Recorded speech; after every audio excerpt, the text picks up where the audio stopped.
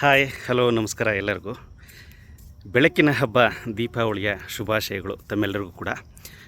ಈ ಬೆಳಕು ಮತ್ತು ಕತ್ತಲು ಈ ವಿಚಾರದ ಬಗ್ಗೆ ಈ ಹಿಂದೆ ನನ್ನ ನಡುವೆ ಆಗಿರುವಂಥ ಒಂದು ಸಂದರ್ಭವನ್ನು ನಾನು ಒಂದು ಸಂದರ್ಭದಲ್ಲಿ ಬೇರೆಯವರ ಕಡೆಯಿಂದ ಬೆಳಕು ಮತ್ತು ಕತ್ತಲು ವಿಚಾರವಾಗಿ ಒಂದು ರೋಚಕ ವಿಚಾರವನ್ನು ತಿಳ್ಕೊಂಡ ಬಗ್ಗೆ ತಮ್ಮಲ್ಲಿ ಹಂಚ್ಕೊಳ್ಳಿಕ್ಕೆ ಬಯಸ್ತೀನಿ. ನಾನು ಈ ಹಿಂದೆ ಪತ್ರಕರ್ತನಾಗಿದ್ದಾಗ ಒಂದು ಪೇಂಟಿಂಗ್ ಎಕ್ಸಿಬಿಷನ್ಗೆ ಹೋಗಿದ್ದೆ.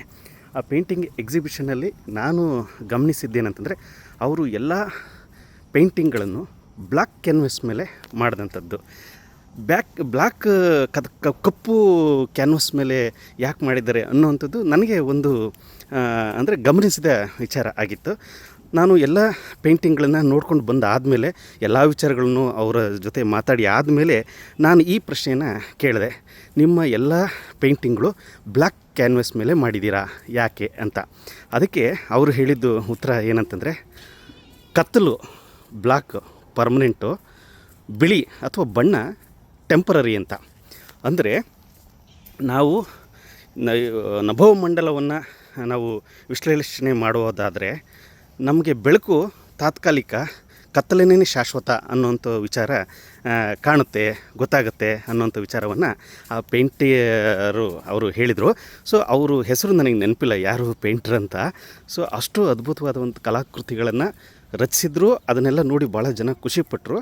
ಅದ್ರ ಜೊತೆಗೆ ನನಗೆ ಕೊಟ್ಟ ಈ ವಿಶ್ಲೇಷಣೆ ಇದೆಯಲ್ಲ, ಕಪ್ಪು ಮತ್ತು ಬೆಳಕಿನ, ಕತ್ತಲೆ ಮತ್ತು ಬೆಳಕಿನ ವಿಚಾರದ ಅವರ ವಿಶ್ಲೇಷಣೆ ನನಗೆ ತುಂಬ ಹಿಡಿಸಿದಂಥದ್ದು.